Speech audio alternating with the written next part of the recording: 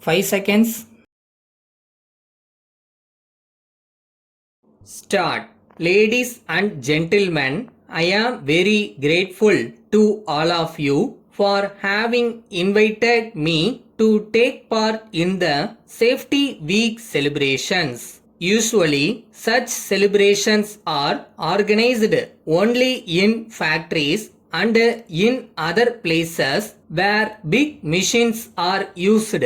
It is indeed a very useful idea on the part of the Residents Association of this area to have arranged such a function in your own colony, with a view to educating the residents of this colony on the importance of adopting safety measures both at home and outside. I am told that a film show has also been arranged to add attraction to the events of this evening. As all of you, and especially the children in the gathering, will be very eagerly looking forward to seeing the film show, I shall try to be very brief in my speech. As you all know, the number of road accidents is increasing every year. As a matter of fact, we read in the newspapers every day about a road accident in some place or the other.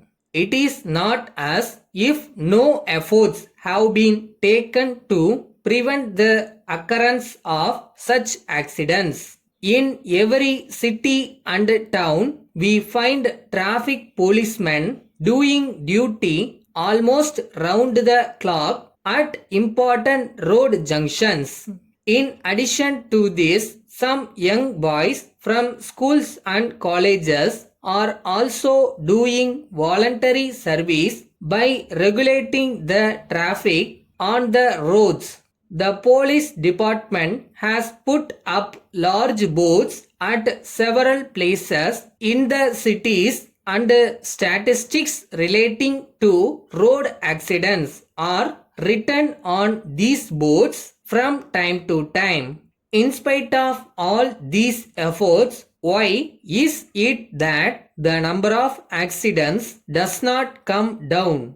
As responsible citizens of the country, it is our duty to find a satisfactory answer to this question. To my mind, the answer seems to be that the carelessness of the road users is the only reason for the present state of affairs. First of all, those who drive motor vehicles do not follow the rules of the road strictly.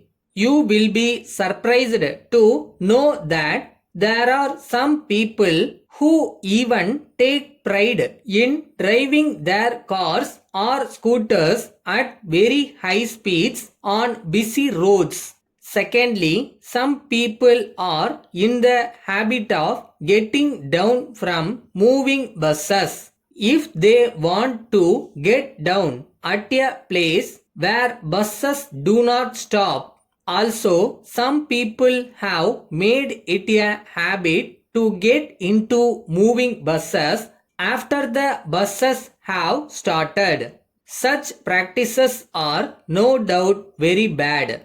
Apart from this, we find a number of persons traveling on the footboards of buses, especially in the mornings and evenings. It is true that the city buses are overcrowded during those hours, but people should not travel in such a way that they risk their lives.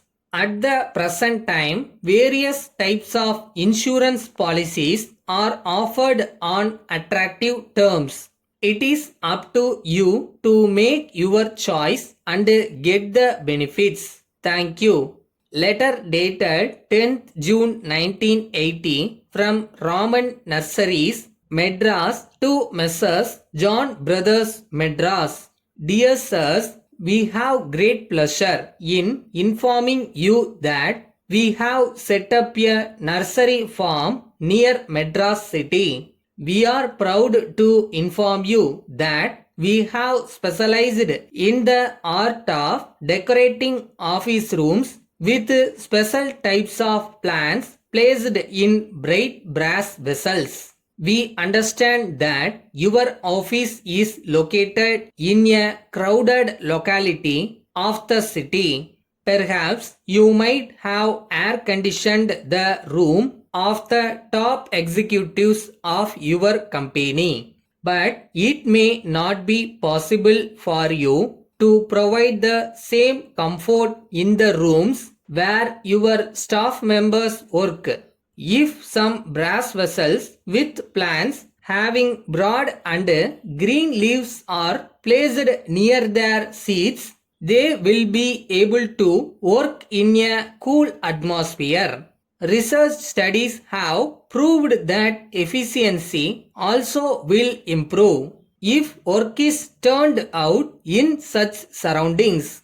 The vessels which we refer to will not occupy much space in the rooms. If you are interested, you may please write to us. On receipt of your letter, we shall send our representative to your office for explaining the arrangement to you. Yours faithfully.